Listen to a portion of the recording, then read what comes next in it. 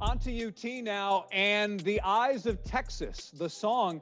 The university expected to release a massive report or study this week.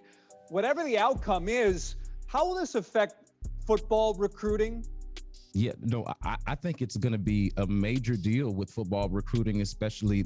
So it's not just with the students and with the athletes, but it's with the parents as well. And this is getting enough attention across the country, not just among, again, the actual recruits themselves, but the parents and just the perception of the school. And when you look at some of the reporting that came out in the Texas Tribune, with what some of these donors said and emailed to the president and to some of the higher ups at the University of Texas, it's gone from the issue being, is The Eyes of Texas a racist song, to being more so, is it the song that the racists like? You know, it's sort of more even being guilty by association. Like, they can't even stand the perception of it, no matter what the history and all the things they want to delve into with the intricacies of the song itself.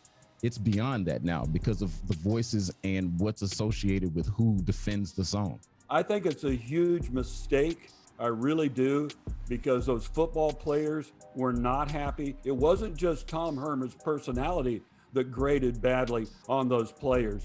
These alums, the same ones that didn't want Charlie Strong as the head coach, there was a reason. Charlie Strong's one of the nicest people in the world, one of the best citizens of the United States, and a very good football coach. A lot of alums wanted him out on his ear before he really got a chance to prove himself. Well, right now we have a lot of athletes at University of Texas that are scratching their heads over this whole thing. Jason mentions football, yes, but all the athletes are aware of this, and it's something that Texas A&M can recruit against. It's something that Texas Tech can recruit against. For me, I'm not here to debate whether the merits of the song, whether they should keep it or not. That's going to be a university decision. At the end of the day, the university is going to listen to the donors.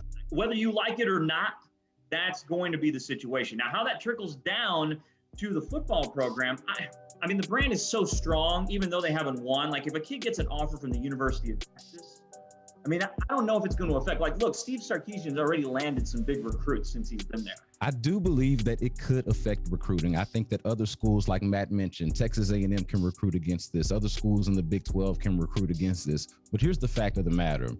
Texas, and this is to Daniel's point about the brand, Texas, the brand, can survive a few donors being upset and losing some money. Texas, the brand, can also survive several players or a handful of players being upset about The Eyes of Texas.